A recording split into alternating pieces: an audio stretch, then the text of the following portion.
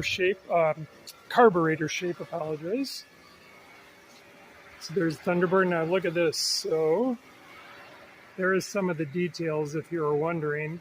So when you come to like a car show, that's kind of how you can kind of tell, hence the Roadster name. So let's get a really good look in here. And the one thing I've noticed is, I guess that is traditional with Ford Thunderbird V8s to have the Thunderbird logo on the side here. I like that the big old-fashioned steering wheel.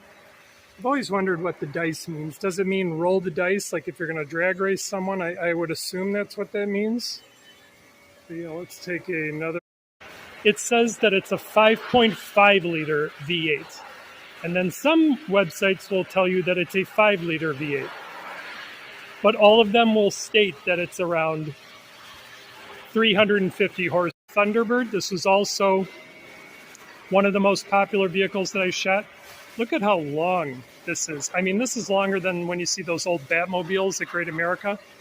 And the unique thing about this is when I Googled this online, some websites say it's 300 horsepower. So my name is James, and today we're going to be talking about the difference between Ford V8 engines and Chevy V8 engines. Now, the way you discuss a Ford engine is a lot different than how you discuss a Chevy engine. Chevy engine, you really are referring to the block size. So the small block is considered the greatest invention that General Motors has ever come up with. It's been used since 1954, and it's still being used on SUVs and pickup trucks today. So when you're talking about Chevy engines like a 409, to say that you're talking about the block. Now, Ford typically are heavier, bigger engines than Chevy. That's historically speaking since the Ford Flathead and the Y block. They are heavier, bigger engines, and they have different engine families. So anything from the Y block to the FE engines to the modular engines to the Windsor engines, they have engine families.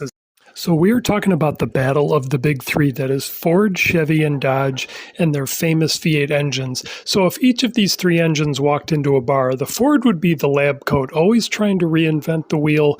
The modular engines, the side valve engines, the EcoBoost, they're the ones that are continually trying to reinvent the wheel. Chevy is sort of the old school Back to the Future. If a Chevy vehicle was a actor, it would be Michael J. Fox. Keep going back in time to 1955 and bringing back the famous small block V8. Now, Dodge, on the other hand, is kind of a jack of all trades. They're sort of that old school Patrick Swayze. They got the pushrod engine, but they got those new school dance moves with the Hemi cylinder heads. So all three